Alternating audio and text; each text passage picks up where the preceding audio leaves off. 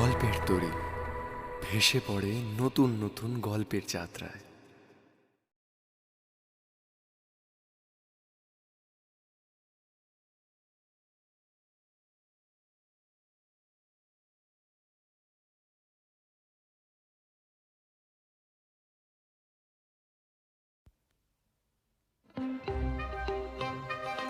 আজ ২রা মে, সত্যজিৎ রায়ের জন্মদিন। তার লেখা সিনেমা মিউজিক সমৃদ্ধ করেছে আপামোর বাঙালিকে। সাহিত্যে তার অমর সৃষ্টি ফেলুদা, তারিণী খুড়ো অথবা প্রফেসর শঙ্কু আজও আমাদের হট ফেভারিট। নমস্কার, আমি সোমতীর্থ, গল্পের তরীর একজন মাল্লা। আজ আপনাদের শোনাব সত্যজিৎ রায়ের জন্মদিনে তার প্রতি শ্রদ্ধার্ঘ স্বরূপ তার অমর সৃষ্টি প্রফেসর শঙ্কুর আদলে তৈরি একটি চরিত্র প্রফেসর জটিল করের গল্প। লেখিকা মৈত্রী নন্দী বর্তমানে অবসরপ্রাপ্ত। শিক্ষিকা হিসেবে কর্মজীবন শুরু করে দীর্ঘ ১৭ বছর ইংরেজি মাধ্যম উচ্চ মাধ্যমিক বিদ্যালয়ের প্রিন্সিপাল হিসেবে সাফল্যের সাথে দায়িত্ব নির্বাহ করেছেন। মৈত্রী নন্দী লেখালেখি শুরু স্কুল কলেজের পত্রিকার মাধ্যমে। কলকাতার নামকরা দৈনিকের রবিবাসরীয়তেও প্রকাশিত হয়েছে মৈত্রী নন্দীর ছোট গল্প। তার ২টি একক গল্প সংকলনও প্রকাশিত হয়েছে। প্রফেসর জটিলেশ্বর করের সৃষ্টি প্রফেসর শঙ্কুর আদলে করা হলেও এটি কোনো ফ্যান ফিকশন নয়, এটি সম্পূর্ণ একটি ভিন্ন চরিত্র। তবে তার গল্পের প্রতি মুহূর্তে সত্যজিৎ রায়ের সৃষ্ট অমর বিজ্ঞানীর কথা মনে পড়বে আমাদের। প্রফেসর জটিল করের অন্য আরেকটি গল্প চিন্তা বীক্ষণের চমৎকার আমরা শুনিয়েছিলাম গত বছর। শুরু হচ্ছে আজকের গল্প প্রফেসর জটিল কর ও অর্জুন।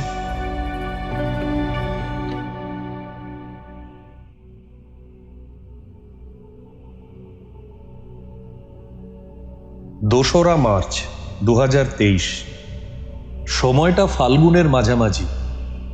রাঁচির বাতাসে এখনো অস্বস্তিকর উষ্ণতা আসেনি, বরং সকালটা খুব আরামদায়ক। তাই সকালবেলাতেই আমি আর আমার বন্ধু বিশাল একটু ঘুরতে বেরিয়েছি। আসলে বিশাল একটা নতুন গাড়ি কিনেছে।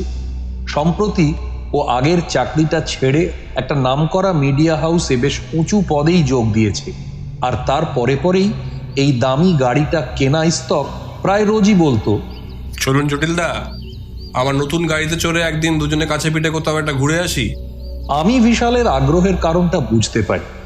একে তো অল্প বয়স, তার উপর এটা ওর প্রথম গাড়ি, তাই আজ যাব বলে কথা দিয়েছিলাম।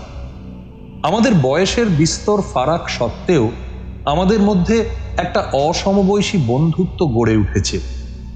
বড় রাস্তায় পড়ে বিশাল বলল, কোন দিকটা যাবেন জটিলদা? ১০ম ফলসটার দিকটায় চলো। ওদিকটায় এই সময় পলাশ ফুটে মাঠঘাট লাল হয়ে থাকে। বহুদিন দেখা হয়নি সে দৃশ্য। শুনেই গাড়ি ঘুরিয়ে নিয়ে বিশাল চলল ১০ম ফলসের দিকে।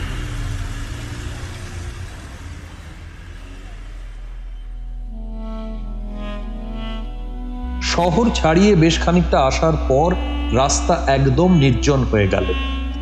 এদিকটায় আদিবাসী মুন্ডাদের বাড়িঘর ছাড়া আর বিশেষ কিছু নেই। হাইওয়ে দিয়ে কিছুক্ষণ চলার পরেই ডান দিকে বাঁক নিয়ে আমরা একটা নির্জন প্রান্তরে ঢুকে গেলাম। এটাই ১০ম ফলসে যাওয়ার রাস্তা। রাস্তার দুপাশে শুকনো বাদামি ঘাসের বনভূমিতে আদিগন্ত অজস্র পলাশ গাছ ছাড়া আর কিচ্ছুটি নেই।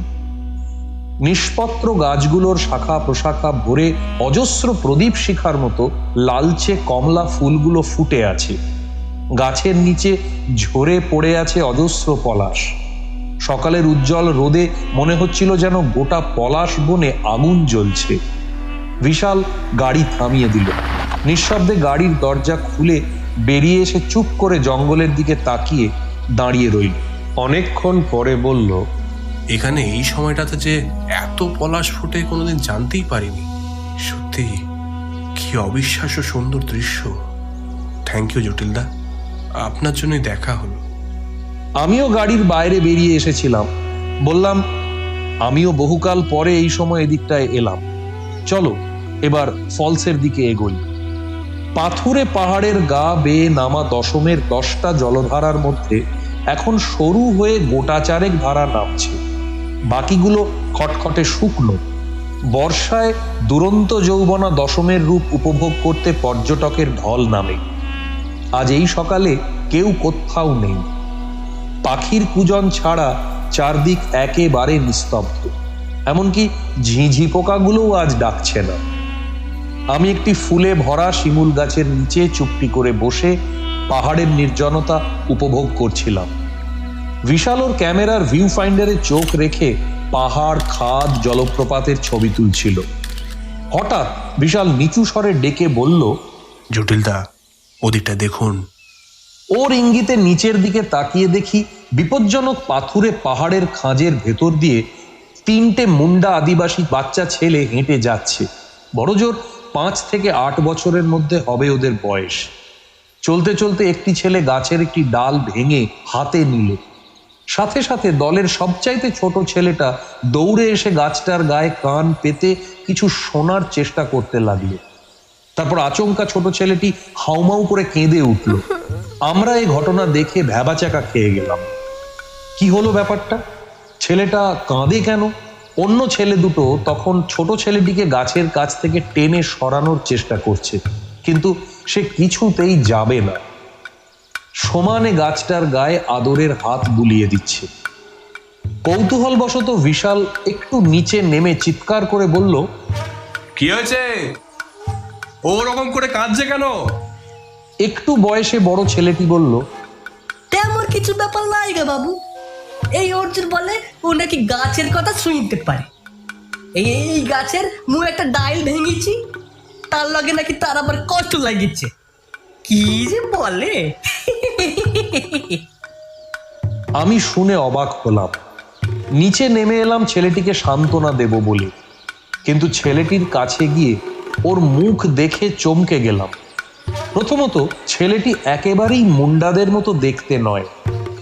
গায়ের রং প্রায় ফর্সা বললেই চলে। সোজা চুল পাট করে আঁচড়ানো, কাটা কাটা মুখ, পাতলা ঠোঁট, তীক্ষ্ণ নাক, ঘন কালো উজ্জ্বল একজোড়া চোখ। মুন্ডারা সাধারণত এমন দেখতে হয় না। দ্বিতীয়ত, ছেলেটিকে আমি এর আগে কোথাও দেখেছি। শুধু দেখেছি না, মনে হলো ওকে আমি চিনি। তবে কেন চিনি, কোথায় দেখেছি তা কিছুতেই মনে করতে পারলাম না। বহু বছর পর আমি এদিকে এলাম। ছেলেটি নাকি পাশের তাইমারা গ্রামে থাকে, সুতরাং এখানে ওকে আগে দেখেছি তেমন সম্ভাবনা একেবারেই নেই। তবে ফিরে আসার পরেও একটা বিরাট অস্বস্তি আমাকে ঘিরে থাকলো সারাদিন। মাথার মধ্যে ঘুণ পোকার মতো একটাই চিন্তা কটকট করতে থাকলো, কোথায় দেখেছি, কোথায়? সেদিন রাতে শোবার পরেই বিদ্যুৎ চমকের মতো কথাটা মাথায় এলো। তড়াক করে উঠে আলো জ্বালিয়ে পুরানো অ্যালবামগুলো টেনে বার করলাম। পাতা উল্টাতে উল্টাতে এক জায়গায় এসে থেমে গেলাম। 5 কি 6 বছর বয়সের আমি পুরীর সমুদ্রের ধারে বাবা মায়ের হাত ধরে দাঁড়িয়ে আছি। কোনারক মন্দিরের রথের চাকার সামনে আমার একার ছবি, হুবহু অর্জুন, বিন্দু মাত্র তফাৎ নেই। এটা কি করে সম্ভব? দুজন মানুষ কাছাকাছি দেখতে হতে পারে, তাই বলে এরকম মিল? যমজ ভাইদের মধ্যেও এরকম মিল দেখা যায় না। সারা রাত আর ঘুম হলো না। 3রা মার্চ, ভোরবেলা উঠেই বিশালকে গিয়ে ঘুম থেকে টেনে তুললাম। বিশাল, এই বিশাল! যাই যাই যাই। এ কি জটিলদা, কি হলো এত সকাল সকাল? বিশাল, তোমার গাড়িটা বের করো, তাইমারা যেতে হবে। কিন্তু এরকম হঠাৎ?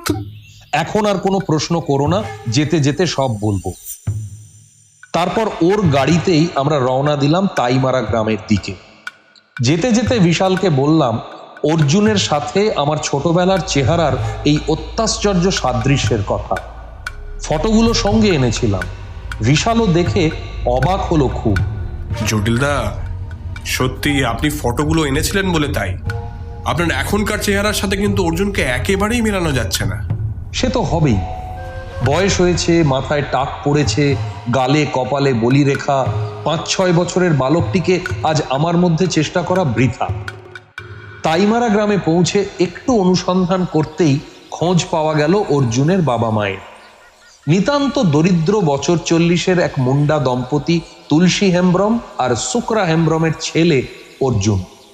অর্জুন তখন বাইরে উঠোনে পাতা খাটিয়ায় বসে বাটি থেকে মুড়ি খাচ্ছিল। আমরা ওদের সাথে অর্জুনের ব্যাপারে কথা বলতে এসেছি শুনেই শুক্রা আর তুলসী সন্দেহের দৃষ্টিতে আমাদেরকে দেখে নিয়ে ঘরের দরজা ভেতর থেকে বন্ধ করে দিল। ওদের ব্যবহারে খুব অদ্ভুত লাগলো আমাদের। ততক্ষণে আরও কিছু কৌতূহলী নারী পুরুষ আমাদের আশেপাশে জড়ো হয়েছে। কি ব্যাপার বটে, তোরা আমাদের গাঁয়ের ভিতর কি করতে এসেছিস? অর্জুনের ব্যাপারে জানতে চাওয়া মাত্র ওরা সমস্বরে জানালো অর্জুন এক আশ্চর্য বালক। কথা খুব কম বলে, কিন্তু এই বয়সেই ও এমন সব কাজ করে যে দেখে তাক লেগে যায়। গাছেরা নাকি ওর সাথে কথা বলে। প্রচুর নতুন নতুন ঔষধি গাছের সন্ধান দিয়েছে অর্জুন, যা ওরা মুন্ডা হয়েও এতদিন জানতো না। সেসব গাছের রোগ সারানোর আশ্চর্য ক্ষমতা আছে। অর্জুনের বানানো তীরধনুকের লক্ষ্য অভ্রান্ত। আরো নানা ধরনের অত্যাশ্চর্য সব যন্ত্রপাতি বানায় অর্জুন মাটি, পাথর, গাছের শুকনো ডাল, বাকল, ফল এইসব দিয়ে। অর্জুন যা একবার শোনে তা কখনো ভোলে না। মোট কথা, এ বিষয়ে সকলেই একমত হলো যে অর্জুনের মতো ছেলে এ তল্লাটে আর নেই, কোনোদিন ছিল না।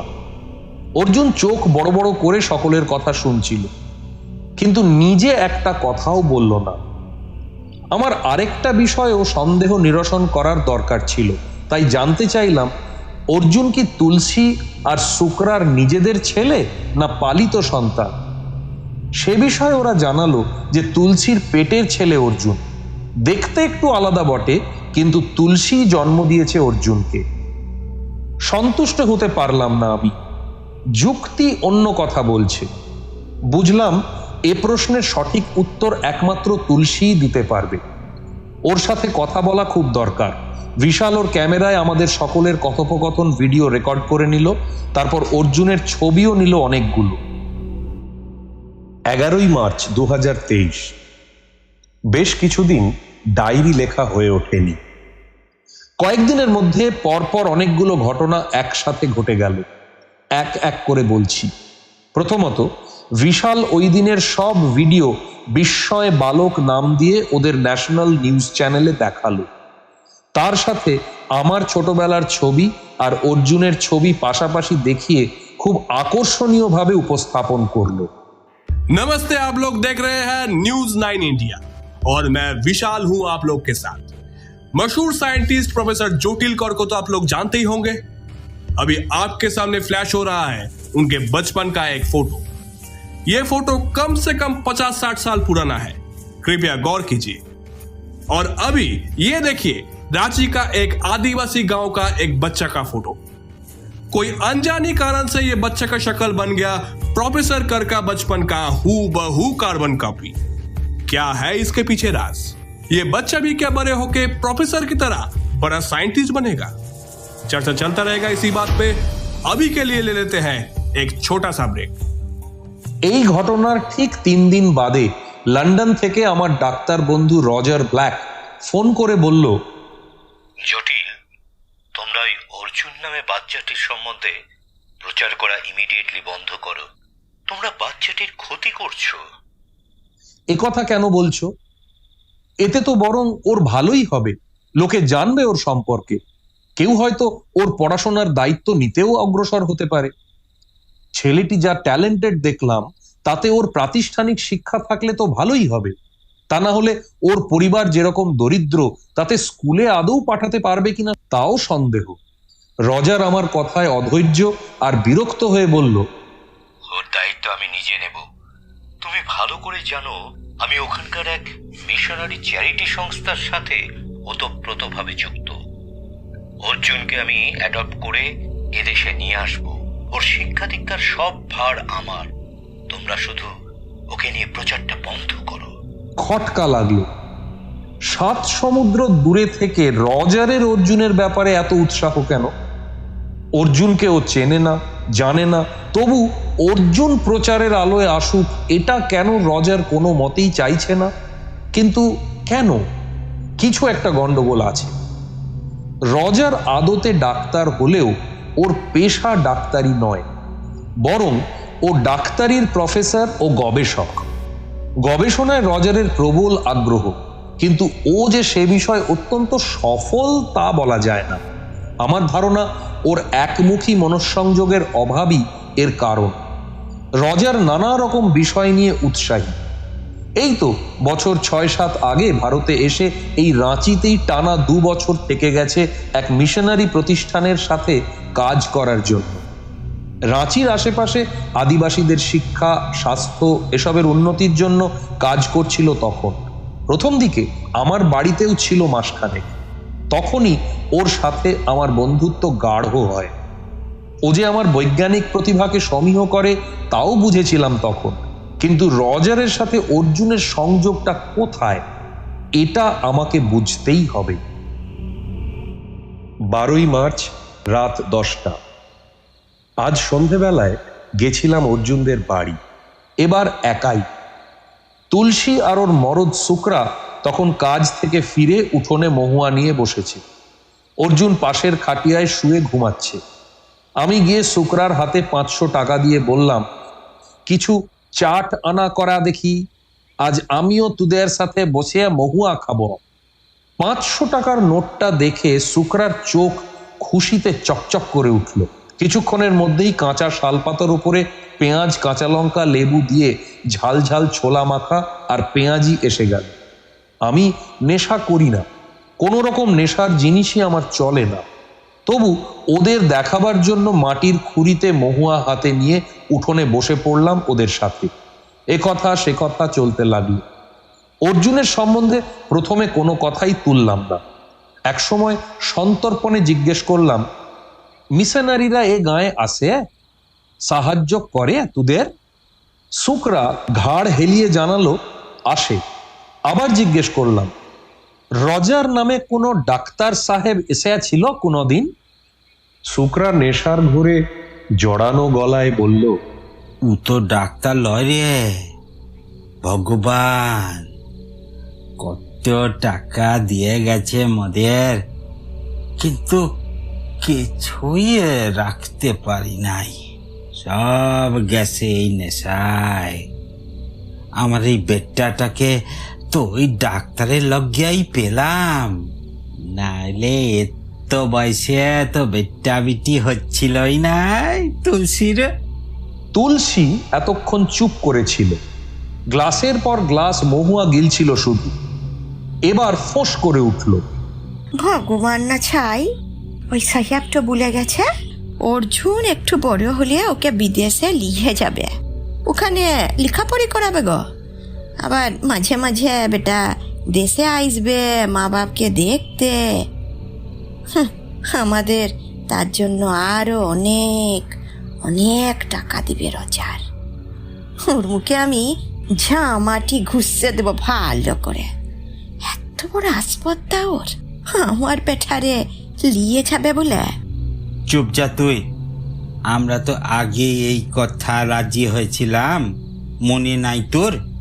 হ্যাঁ, সব কথা পষ্টাপুষ্টি হয়ে গেলা, এখন না বললে চলবে কেন? তা বাদে তোর বেটা কি চিরদিনের লাগে চলে যাবে নাকি? লেখাপড়ি করিতে যাবে, হয়ে গেলে ফিরে আসবে, মিটিয়ে গেলে। হ্যাঁ, থাম তুই, ওসব ব্যাঙ্গের কথা খাগের জলে ফেললি আমি। অর্জুন আমার ছাড়ি আর কোথাও যাবেনি।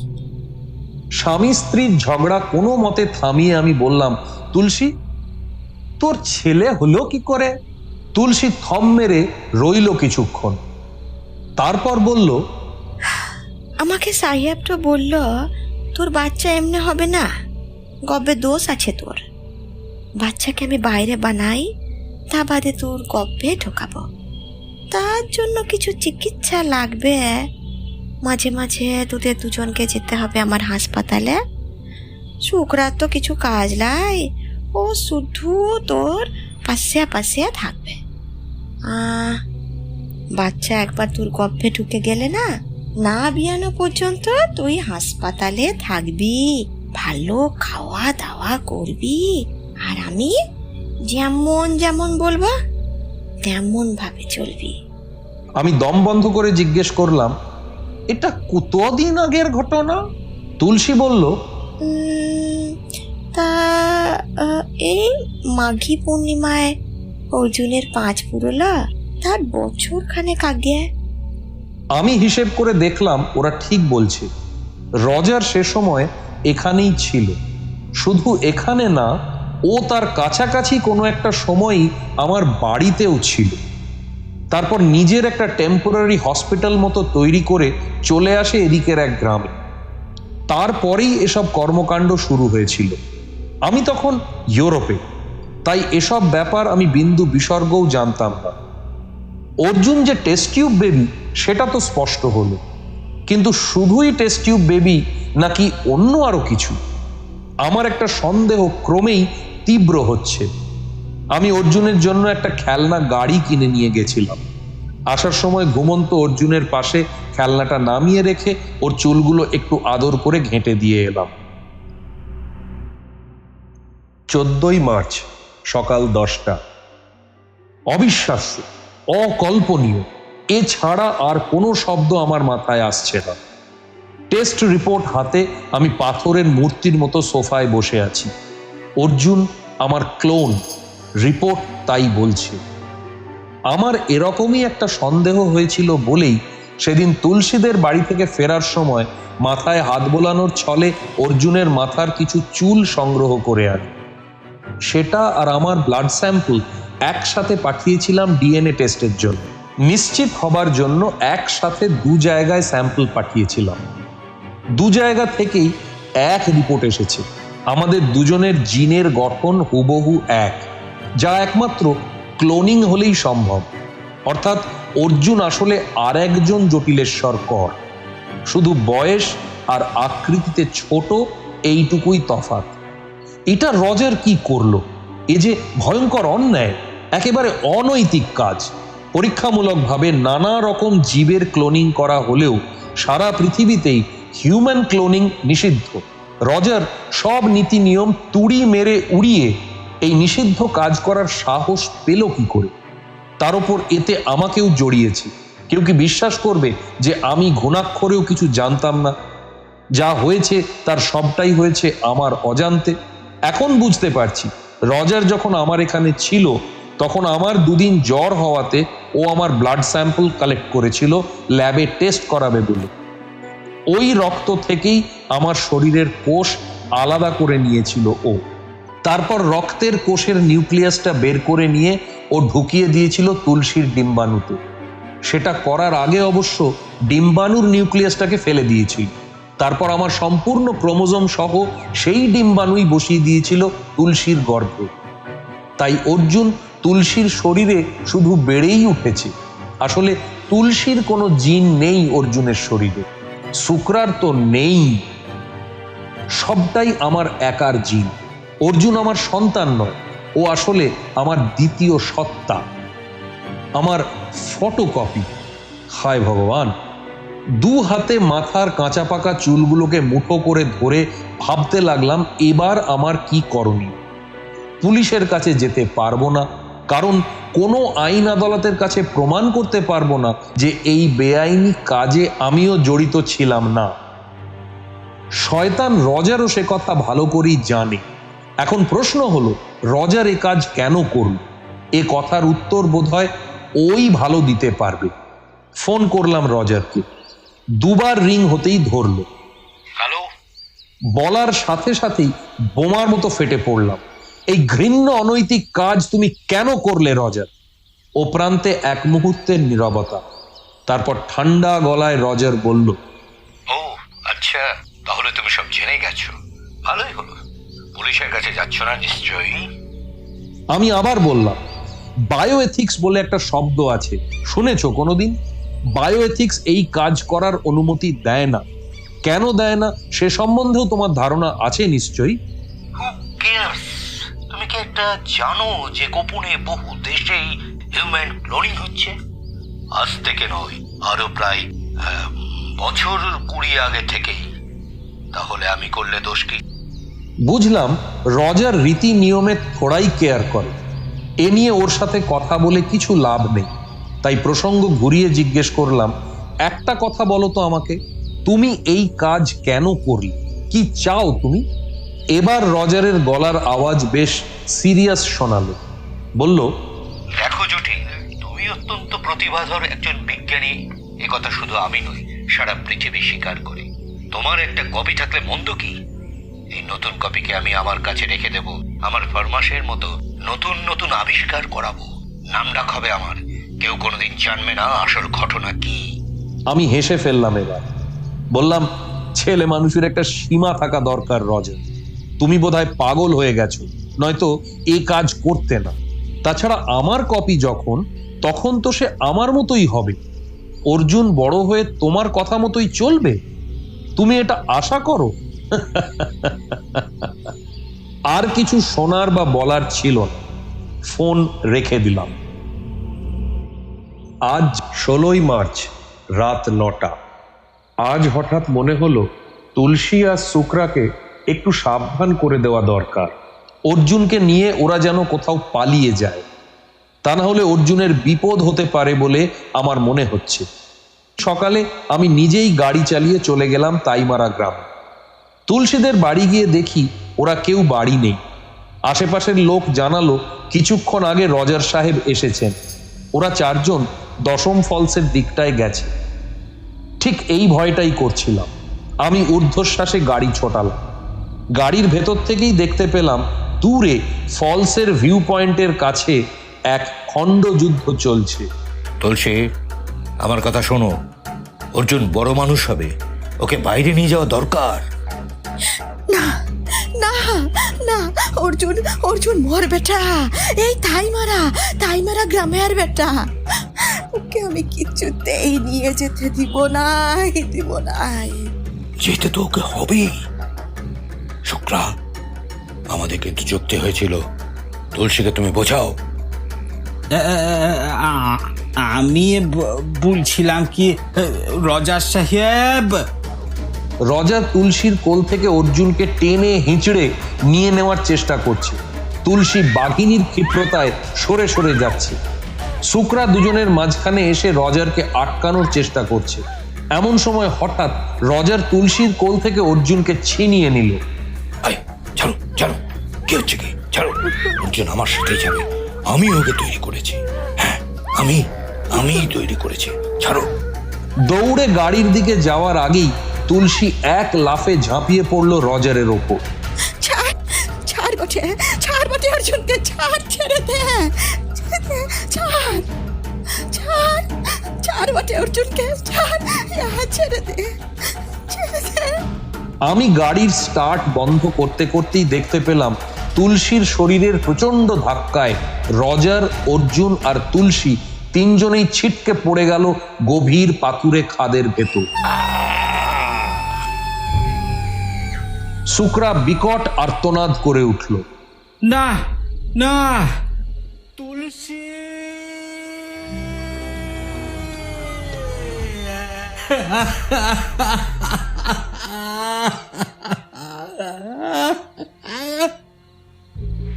আমি দৌড়ে সামনে এসে দেখলাম পাহাড়ের পাথুরে দেওয়ালে ঠক্কর খেয়ে 3টে শরীরই একদম তালগোল পাকিয়ে নিচে পড়ে আছে। আমি চোখ বন্ধ করে ফেললাম। সমস্ত বনভূমিতে কয়েক মুহূর্তের জন্য কান বধির করা নিস্তব্ধতা ফিরে এসেছিল। হঠাৎ সেই নিস্তব্ধতা খান খান করে ভেঙে শুক্রার তীব্র কান্নার আওয়াজ ছিটকে উঠল। চোখ খুলে দেখলাম খাদের ভেতর তুলসী আর অর্জুনের মৃতদেহের কাছে বসে শুক্রা পাগলের মতো আর্তনাদ করছে। গেল রে, আমার সব গেল, লক্ষ্মীর মতো তুলসী গেল।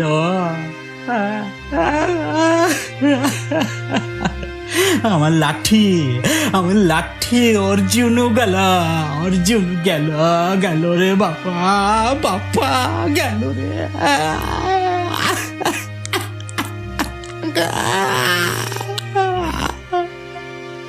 আমার বুকের ভেতরটাও টনটন করে উঠল তীব্র যন্ত্রণায়। অর্জুনের সাথে সাথে আমার দ্বিতীয় সত্তাটিও যে আজ হারিয়ে গেল চিরতরে।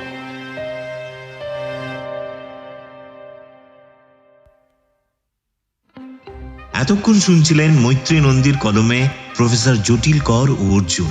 গল্প পাঠে এবং প্রফেসরের ভূমিকায় পৃথ্বীরাজ, রজার, অতনু, শুক্রা, অর্ণব, তুলসী, সোহিনী, বিশাল এবং একটি আদিবাসী ছেলের ভূমিকায় সৌপর্ণ, এবং গল্পের সূত্রধর আমি সোমতীর্থ। কেমন লাগলো আজকের এই বিশেষ নিবেদন জানাতে ভুলবেন না কমেন্ট করে, আর তার সাথে সাথে চ্যানেলটিকে লাইক করে সাবস্ক্রাইব করে দেবেন। আজকের মতো এখানেই বিদায়। খুব তাড়াতাড়ি ফিরে আসবে গল্পের তরী নতুন কোনো গল্প নিয়ে। ভালো থাকবেন। শুভরাত্রি।